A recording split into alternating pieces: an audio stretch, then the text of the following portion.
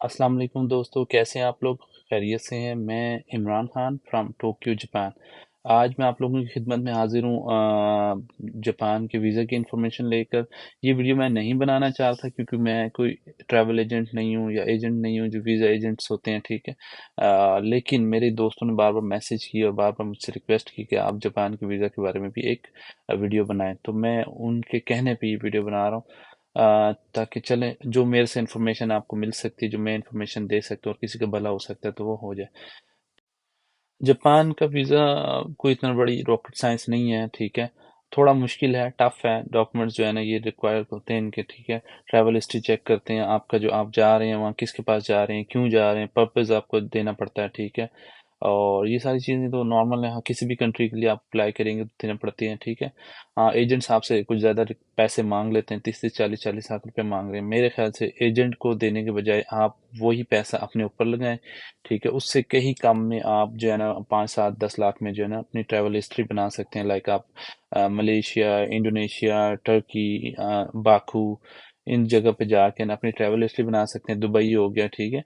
तो travel history जब बन जाए तो उसके बाद आप जापान के लिए अप्लाई कर सकते हैं। मेरा ख्याल है उसमें जापान की तो विजिट वीज़ा फीस भी कोई नहीं है, ठीक है। और बस अपनी बैंक स्टेटमेंट अच्छी करें। आपकी जो ये लोग चीज़ चेक करते हैं, जो मेन चीज़ कि आपको क्या चीज़ पाकिस्तान के साथ बांध रही है, टाई कर रही है, कि आपने वापस यहाँ आना ही आना है। उसमें आपने शो करना भी आप पे ऊपर है। आप अपना कोई कारोबार शो कर सकते हैं कि मेरा यहाँ पे कारोबार है, मेरा बिजनेस है, मेरा ये मैं मेरा जो है ना ये ज़मीनें हैं, मेरा ये घर है, मेरे ये मतलब जो भी आप शो कर सकते हैं जिससे इनको तसल्ली हो जाए कि ये बंदा वापस आएगा ही आएगा, ठीक है। तो उसके बाद जो है ना होटल बुकिंग या जिसके घर आप आ रहे हैं, किसी ने आपको स्पॉन्सर किया तो वो चीज़ आपको शो करनी लाजमी है। एयर टिकट जो है ना वो तो नेसेसरी है, ठीक है। और जो है ना आपको जो यहाँ पे टूर करना, अगर आप विजिट पे आ रहे हैं तो आप किस किस जगह पे टूर करेंगे वो सारा टूर प्लान। अगर आपका बिजनेस टूर है तो बिजनेस टूर का जो प्लान है, जिन जिन लोगों से आप मिलेंगे, जिनके साथ आपके मीटिंग्स हैं, अपॉइंटमेंट्स हैं, वो सारा आपने शो करना है। ट्रीटमेंट लेने आ रहे हैं तो किस जगह ट्रीटमेंट करवाने जा रहे हैं, वहाँ का नंबर, वहाँ की डिटेल, वहाँ की जो आपकी ट्रीटमेंट की जो अपॉइंटमेंट की है, वो अपॉइंटमेंट है, वो सारी चीज़ें आपने, और आपके पास आया इतना पैसा है कि आप ट्रीटमेंट के लिए जा रहे हैं, ये सारी चीज़ें जो है ना नेसेसरी हैं। एयर टिकट तो है ना वो तो हर सूरत में हर जगह आपने शो करनी है। बुक होटल बुकिंग है, ठीक है। और अगर आप किसी रिलेटिव के पास जा रहे हैं या किसी दोस्त के पास जा रहे हैं तो उसका एड्रेस होना ज़रूरी है, उसका कॉन्टैक्ट नंबर भी देंगे, ठीक है।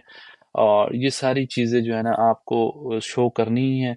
एयर टिकट आपको किसी भी ट्रैवल एजेंट एजेंट से मिल जाएगा। होटल बुकिंग भी अगर आपने करवानी है तो किसी ट्रैवल एजेंट से रब्ता करें, वो आपको थोड़े से चार्ज करेगा लेकिन वो आपको कंफर्म होटल बुकिंग दे देगा। बाज़ लोग ये करते हैं कि वहाँ से आते हैं और जो है ना वो एक बुकिंग टेम्परेरी से बना लेते हैं, उसकी कोई वो नहीं होती, आप फीस पे नहीं की होती है उन्होंने, जस्ट टेम्परेरी बुकिंग लेके आ जाते हैं। और ये मेरा पर्सनल एक्सपीरियंस रहा है कि एक दोस्त को हम लेने गए थे एयरपोर्ट पे, उसको वीज़ा सिर्फ इसी वजह से उसका वीज़ा लग चुका था लेकिन एंट्री नहीं दी। वो सिर्फ इस वजह से कि उन्होंने जब होटल में फ़ोन किया कि भाई इस नाम की कोई बुकिंग है, उन्होंने कहा कोई बुकिंग नहीं है। तो बेहतर ये है कि जहाँ आप इतना खर्चा कर रहे हैं थोड़ा सा और खर्चा करके एक दो जगहों की होटल बुकिंग करा लें और उनको पे कर दें। जो उनकी फीस है हार्डली मेरा ख्याल होगी $30, $40, $50 इतनी होगी मैक्सिमम। 2-3 नाइट की अगर आप पे करें तो $100-150 आपकी जो है ना फीस बन जाएगी। वो अगर पे कर देंगे तो कम से कम आपका वो जो है ना श्योर हो जाएगा कि यार ये बंदा यहाँ पे घूमने आया है, ठीक है। अब एक बंदा यहाँ पे घूमने आया, उसको पता ही नहीं मैंने कहाँ जाना है, ठीक है। और होटल बुकिंग चेक करा रहा है तो वो आगे से जब इमिग्रेशन वाले कॉल करते हैं आगे से कोई रिकॉर्ड ही नहीं है, ठीक है। तो वो तो डेफिनेटली फिर आपको जो है ना वो डिपोर्ट करेंगे। और कई लोग यहाँ से डिपोर्ट इस वजह से भी हुए हैं कि उनकी कंफर्मेशन नहीं थी कि वो जा किसके पास रहे हैं, ठीक है।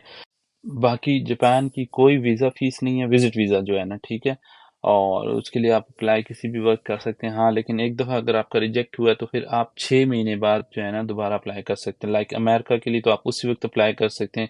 हर किसी की अपनी वो जो रूल्स हैं, तो यहाँ का इनका अपना रूल है कि 6 महीने के बाद आप विजिट के लिए दोबारा अप्लाई कर सकते हैं। मेरा ख्याल है ऑल जो जितनी भी कैटेगरीज हैं वीज़ा की, अगर एक दफ़ा रिजेक्ट हो गया तो आप दोबारा फिर 6 महीने बाद अप्लाई कर सकते हैं। और और क्या चीज़ें हो सकती हैं।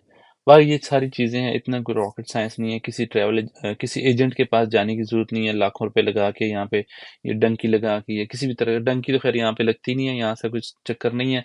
क्योंकि बीच में जो है ना समंदर बड़ा पड़ता है, वरना एजेंट्स ने जो है ना इधर भी इन्होंने ले आने थे डंकियां लगा के। तो यहाँ यूरोप की तरह कोई ऐसा सीन नहीं है कि आप डंकी लगा के आ सकते हैं, लेकिन ये है एक मेन चीज़ जो मैं आप लोगों से रिक्वेस्ट करूँगा, आने से पहले यहाँ पे थोड़ी सी जापानीज़ लैंग्वेज एटलीस्ट इतनी सीख लें कि किसी से आप कम्युनिकेट कर सकें, ठीक है। क्योंकि अगर आपको कहीं जॉब मिल भी जाती है तो वो इसी बेस में मिलेगी कि थोड़ी बहुत बोल लेता है। नॉर्मली ये लोग इनकार कर देते हैं कि जापानी आती नहीं है, तो हम इसे कहेंगे कुछ और ये करेगा कुछ, तो हम इसे किस तरह जॉब पे लें, ठीक है। लकीली अगर आपको कहीं मतलब जॉब मिल जाती है कहीं ऐसी जगह पे जहाँ पे जापानीज़ वो कहते हैं बस ठीक है यार हमारा सिस्टम चलना चाहिए, कुछ लोग ऐसे भी हैं कि वो रख लेते हैं।